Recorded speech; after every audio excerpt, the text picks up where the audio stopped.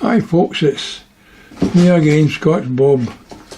Another time for your perusal, or for your box, whatever suits you. And it's an old favourite,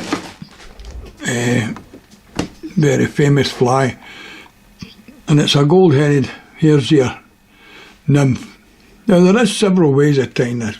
People have all got their own variations, but if you've been watching my site you'll know I make my flies as easy to tie as possible.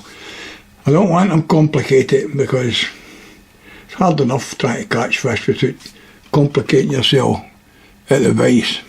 Now, to save time, so you're not just watching me putting a bead on, which I've done, a gold bead, and build up the body of the fly, which I've done. You'll see I've got a wee taper up with the thread up there, and I've tied in a bunch of cock pheasant tail, centre tail there for tails for the back, plus a gold rib.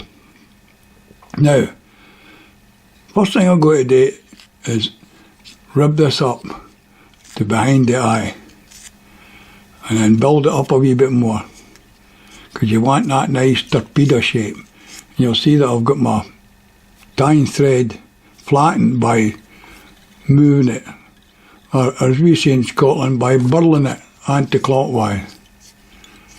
So let's come back down again. You see it's got that wee torpedo shape. Right back down to there, and then back up again. And build this up a wee tiny bit more, because we can get the right shape when we put our dubbing on. Now, this dubbing I'm going to put on is it's a hare's ear substitute, but I've mixed it with hares for the hare's mask to get that spiky look. And this is the stuff here, upside down. Premium fly tying, dubbing dispenser, hare's dubbing.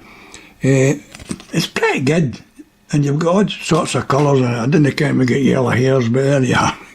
Anyway, I've pre-mixed some here with the actual hare mask, with some grey of that dubbing.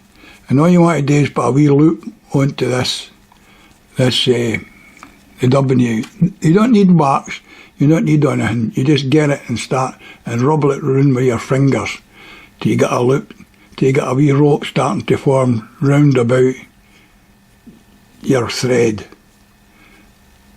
Then you'll get, with practice, you'll get how much you need to put on to get the body you want. And I think I've got enough there.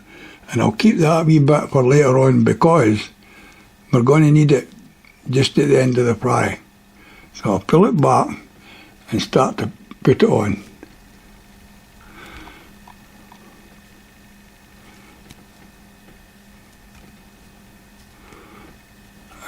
Right up to behind the eye, behind the bead. Just pull off the excess just now and tie that in there just now. And then you're going to start and rub it with this piece of gold ribbon. And it's a specific gold ribbon I'm using. I'll show you it just now. I'll tell you the name of it after I've done the ribbon. And just take it up to there and no further. Bring your thread back down to the last rib there and stop it there. And just cut this off, because you can't cut it off. It's no wire, it's a gold ribbon, and it's made by Uni-French, and it's gold oval tinsel, and it's like a rope tinsel, so it's pretty strong. You can't break it very easily, and it don't fray, and it don't snap when you're just putting in your last turn. So I said that's why you've got to cut it. Anyway, what we've got now, we've got the tail and the body and everything formed, and this is going to be the wing thorax. So you fold it back and take it back as far as you want it to go, so you then take it forward to see what your thorax is going to look like. I think that's big enough. Maybe you can turn back. Now, remember that bit of dubbing that I said I need to use for later on? Well, here it is. Just get on in the rope-a-dope again, right? Muhammad Ali's rope-a-dope. Just wind it on there till it's round about your thread, and then build up the thorax there. Tie it up behind it, pull the pheasant tail, cock pheasant tail over, and tie it in behind the gold bead. And then trim it off as tight as you can make it.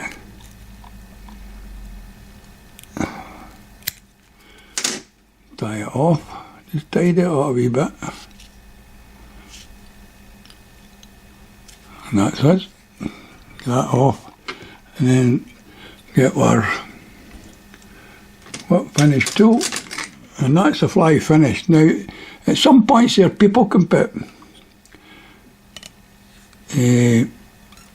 side feathers on and hackles round the head and to make it look like legs and everything. There's enough legs on this to make it look like legs.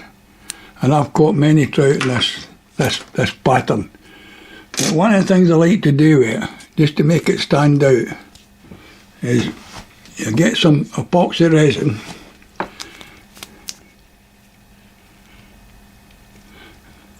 and emphasise the thorax cover with epoxy resin. It gives it a wee shine, a wee sheen.